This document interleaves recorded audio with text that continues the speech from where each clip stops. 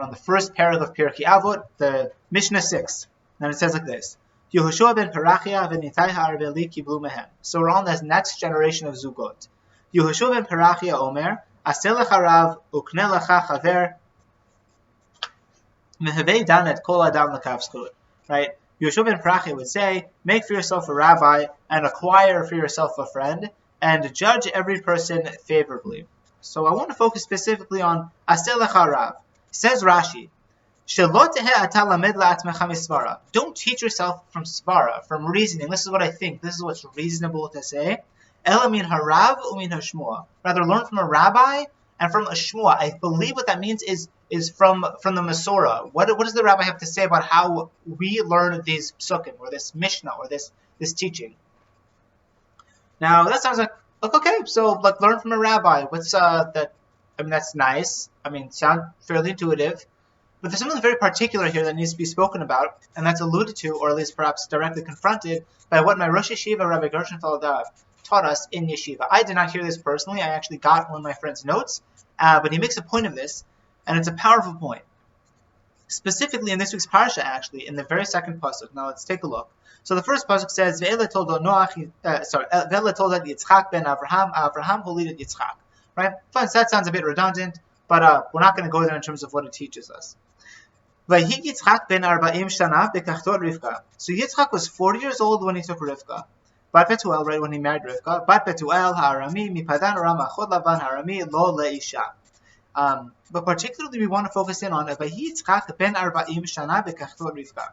That sounds very like okay. I mean that's nice to know that Yitzchak was 40, but why is that important? We didn't hear how old he was by the Akedah. Why do we need to deal with this here? So Rashi deals with this issue. So he says, Ben 40 shana, says Rashi, because when Avraham came from Hara Moriah, right after the Akedah, he was informed that Rivka was born. Right, so we know that Yitzchak was 37. Now, how do we know that? Because there are midrashim that what caused Sarah to die, and that's why Sarah's death is recorded right after the Akedah, was because when she was told by the Satan that Yitzchak was almost slaughtered, or was going to be taken to be slaughtered, Harcha Nishmata, right, like her soul departed and she died. Now she's 127 years old, that's before in the first pasuk of last week's parasha, and so we see if she's 127 at that point, and we know that she had Yitzchak at 90, so Yitzchak must have been 37. Okay, so that's how we get the Chishuv. And then, it says, we're just skipping a bit of Rashi, then it's V'boba Perak Nolda Rivka, and at that moment, Rivka was born. Right, so he waited for until she was fitting for Bia at 3 years, and that is based on a Seder Olam. It's a midrashic work. Now this seems very difficult to understand. Most people when they approach this, says Rabbi Gershenfeld, is they start coming with like, how could that be? She's 3 years old. I mean, look at last week's parsha. She was watering Eliezer and all the camels. How could a 3-year-old do that? And how is a 3-year-old fitting for marriage, for a wedding? Really? She's 3? She's marrying this 40-year-old genius man at 3 years old? Very difficult to understand. Hard to confront that. And that's how most people that's how they kind of deal with Rashi, says Rabbi Gershenfeld. But it's important to know that that's actually not the way the Rishonim attack this Rashi. They do not come from oh, well, is this reasonable to say? They come from a completely different angle. Where do they come from? From last week's parsha. Specifically, if we look at chapter 24, verse 16, how does it describe Rivka? Ve'ha-ne'ara tovat mareh me'od. The na'ara is very nice-looking, good-looking. A na'ara is a legal term, and that means she's at least 12 years old. So, that's what the pasuk says. That's one. So we know that she has to be at least that age. And by the way, she's described this way repeatedly. You can also look at chapter 24, verse 28. It says this repeatedly. And then we'll skip along to verse 57, right? Chapter 24, verse 57. And when Eliezer wants to get going, right, they've consented to the marriage or whatever, they've decided that it's okay for Rivka to get married, and they're like, why can't you just wait here for a little bit? Maybe she just wants a bit more time. And Eliezer says, no, I want to go. And so what does the family say? Verse 57, Vayomru, Nikrat lana'ara v'nishalet pia. Let us call her and ask her decision.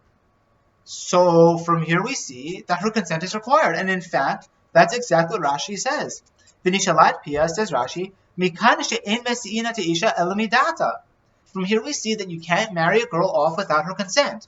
Now, that's very interesting, because we see that she's a na'ara, so she must be at least 12 years old, and we also see that she had dad. Now, those things clearly indicate a 3-year-old does not have dad. So these things clearly indicate, even the Rashi, that she must have been older. She was probably 12 and maybe even a teenager. And so we see from this that it's like a steer on Rashi. How could Rashi say that she was 3 years old? So he quotes his source as the Seder Olam, right? It's Midrashic work, and so maybe he thought, okay, so like I guess the Seder Olam here just takes precedence, and so takes 3. But Tosfos attacks Rashi based on this. He attacks him based on in Yevamot 61b, I believe. The Gra attacks Rashi, and even here there's a commentary on Chumash called the Dat Zakenim, which is a compilation of the commentaries from the Baalei Tosfot. And the Dat Zakenim also attack Rashi based on this. Oh yeah, Rivka was 3 years old. How could it be? She's called the Na'ara in the Psukim. And it says that her family needed to ask her consent. The way Jewish law goes is when a girl is younger than 12, then certainly when she's 3 years old, so her parents have the unilateral control over her marriage decisions. They can marry her off, and they do not need her consent.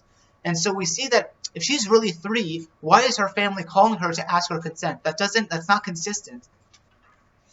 And the reason why Rabbi Gershenfeld is so particular about bringing this out is because it's really important to note that the way the Rishonim attack Rashi isn't from these external svaras. Oh, well, how is it reasonable to say that a 3-year-old did this? She's so young. How could she get married? How can she water all these camels? It just doesn't make sense. That's not what they say. So it's like, look at the Psukim. The Psukim are inconsistent with what Rashi is saying. He can't say that. They don't attack him from external svaras. They attack him from internal svaras. That, I think, is what is at least part of what's being alluded to in this Rashi in the 6th Mishnah of Pirkei Avot. It says, Yoshu ben Pirkei Omer aseh lecha rav.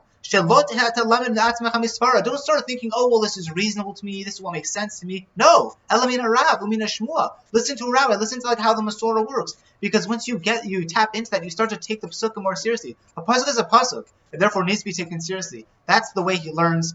We'll end it there. Shabbat Shalom, and we'll see you in a week or two.